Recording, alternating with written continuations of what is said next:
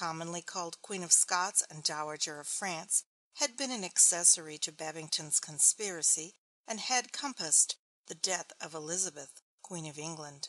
Elizabeth pretended to be very much concerned at this result. She laid the proceedings before Parliament. It was supposed then, and has always been supposed since, that she wished Mary to be beheaded, but desired not to take the responsibility of it herself, and that she wanted to appear unwilling, and to be impelled, greatly against her own inclinations, by the urgency of others, to carry the sentence into execution.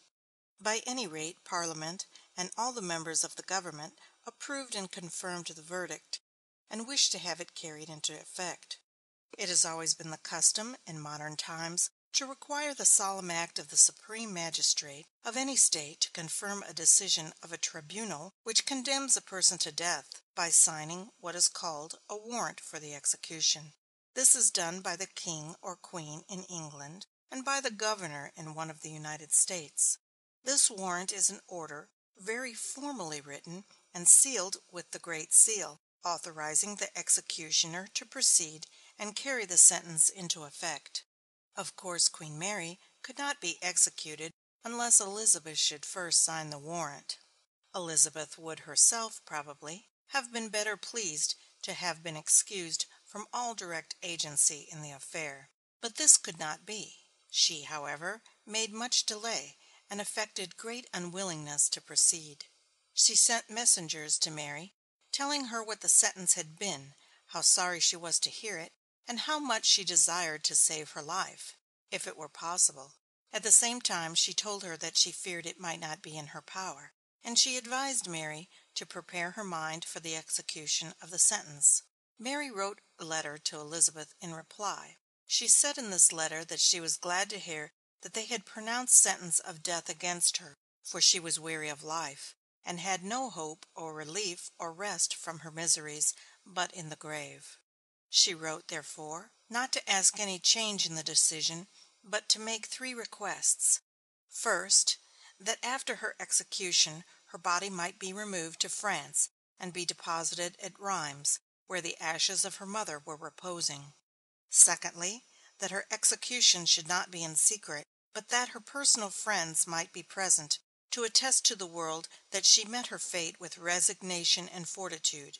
And thirdly, that her attendants and friends, who had, through their faithful love for her, shared her captivity so long, might be permitted to retire wherever they pleased after her death without any molestation. "I hope," said she, in conclusion, "you will not refuse me these dying requests, but that you will assure me by a letter under your own hand that you will comply with them, and that I shall die as I have lived, your affectionate sister and prisoner, Mary Queen of Scots." The King of France and James, Mary's son in Scotland, made somewhat vigorous efforts to arrest the execution of the sentence which had been pronounced against Mary. From these and other causes the signing of the warrant was delayed for some months, but at length Elizabeth yielded to the solicitations of her ministers. She affixed her signature to the instrument. The Chancellor put upon it the Great Seal, and the commissioners who were appointed by it to superintend the execution went to Fotheringay. They arrived there on the 7th of February, 1587. After resting and refreshing themselves for a short time from their journey, the commissioners sent word to Mary that they wished for an interview with her. Mary had retired. They said that their business was very important. She rose and prepared to receive them. She assembled all her attendants, 14 or 15 in number, in order to receive the commissioners in a manner comporting, so far as the circumstances allowed, with her rank and station. The commissioners were at length ushered into the apartment. They stood respectfully before her, with their heads uncovered.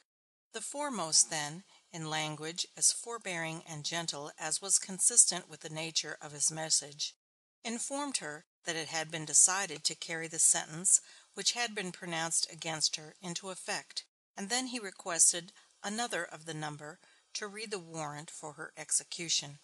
Mary listened to it calmly and patiently. Her attendants, one after another, were overcome by the mournful and awful solemnity of the scene, and melted into tears. Mary, however, was calm. When the reading of the warrant was ended, she said that she was sorry that her cousin Elizabeth should set the example of taking the life of a sovereign queen, but for herself she was willing to die.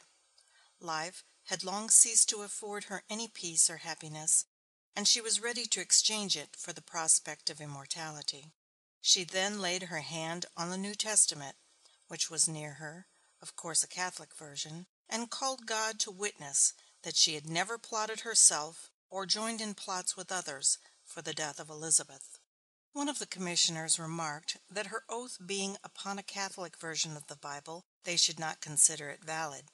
She rejoined that it ought to be considered the more sacred and solemn on that account, as that was the version which she regarded as the only one which was authoritative and true. Mary then asked the commissioners several questions, as whether her son James had not expressed any interest in her fate, and whether no foreign princes had interposed to save her. The commissioners answered these and other inquiries, and Mary learned from their answers that her fate was sealed. She then asked them what time was appointed for the execution. They replied that it was to take place at 8 o'clock the following morning. Mary had not expected so early an hour to be named. She said it was sudden, and she seemed agitated and distressed. She, however, soon recovered her composure, and asked to have a Catholic priest allowed to visit her. The commissioners replied that that could not be permitted. They, however, proposed to send the Dean of Peterborough to visit her. A dean is the ecclesiastical functionary presiding over a cathedral church, and of course the Dean of Peterborough was the clergyman of the highest rank in that vicinity. He was, however, a Protestant, and Mary did not wish to see him. The commissioners withdrew, and left Mary with her friends, when there ensued one of those scenes of anguish and suffering which those who witness them never forget, but carry the gloomy remembrance of them, like a dark shadow in the soul, to the end of their days. Mary was quiet and appeared calm. It may, however, have been the calm of hopeless and absolute despair. Her attendants were overwhelmed with agitation and grief, the expression of which they could not even attempt to control. At last they became more composed, and Mary asked them to kneel with her in prayer, and she prayed for some time fervently and earnestly in the midst of them. She then directed supper to be prepared as usual, and until it was ready she spent her time in dividing the money which she had on hand into separate parcels for her attendants, marking each parcel with a name. She sat down at the table when supper was served, and though she ate but little, she conversed as usual, in a cheerful manner, and with smiles. Her friends were silent and sad, struggling continually to keep back their tears. At the close of the supper, Mary called for a cup of wine, and drank to the health of each one of them, and then asked them to drink to her. They took the cup, and kneeling before her, complied with her request, though as they did it the tears would come to their eyes. Mary then told them that she willingly forgave them for all that they had ever done to displease her, and she thanked them for their long-continued fidelity and love. She also asked that they would forgive her for anything she might ever have done in respect to them, which was inconsistent with her duty. They answered the request only with a renewal of their tears. Mary spent the evening in writing 2 letters to her nearest relatives in France, and in making her will.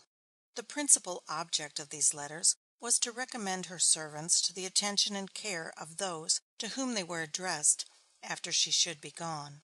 She went to bed shortly after midnight, and it is said she slept.